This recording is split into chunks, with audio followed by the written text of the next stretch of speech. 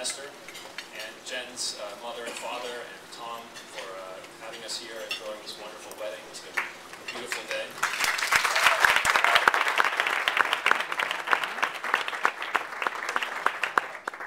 Eli and I, this is a go way back. There was actually a time, there was a very simple time years ago when it was just me and my mother and father and a couple of dogs. And we were living in a nice house. We had a guest bedroom. Guest bedroom was nice. And I don't remember much back then. I was very young, but I remember at some point my mother left and went somewhere. And for a while there was an ocean of Budweiser cans everywhere in the kitchen. And I was hungry. I was never thirsty, but I was hungry. And one day she came back with this other person, and they put him in the guest room. So I figured he'd hang out for a while, be with us for a while. And you know, it turned out that he stayed, which was great. And as he grew, I learned that the way to appease this little being was to put him on the sofa and put one thumb in his mouth and put a piece of ice in his ear. And he would sit for hours and hours. And this was the only way to keep him calm. So I would sort of look at him and wait for him to turn his head 360 degrees or, you know, levitate or something like that. But none of that ever happened. And we ended up growing up together. And I remember very clearly a day coming home on the school bus. And Eli said to me, I said, how's it going? He said, I got in a little trouble because the teacher, you know, they make us say the Pledge of Allegiance every morning.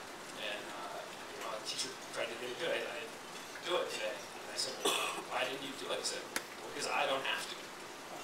And it was a sort of very deliberate exercise of decision making and being very involved in what he was doing. I remember thinking, yeah, let's get involved. This is life. And I think that that characteristic is something that Jen has as well, is really being very present and involved in what the two of you do. And I think that, you know, when I look at the two of you, the way that you actively nurture each other and you love each other is it's an amazing thing. It's very inspiring, and it's going to stand the test of time. It's very beautiful. Looking out at the world and what you're doing with your lives, you're going to make the world a better place. And really, ultimately, everything in life is about love, coming together and feeling that and experiencing that. And we do find true love. What we find is meaning in the passage of time, in the way that we live our lives. And that is something that's very sacred and very ancient. And I think that the two of you have that in a very beautiful way. And I hope that everyone here who's at this wedding can see that and benefit from that and take a little bit of that love back into their own lives. So with that, I say cheers to you. Hear, hear. Cheers. Cheers.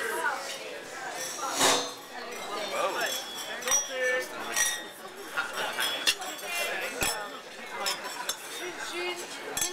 Chin chin. Oh, dear.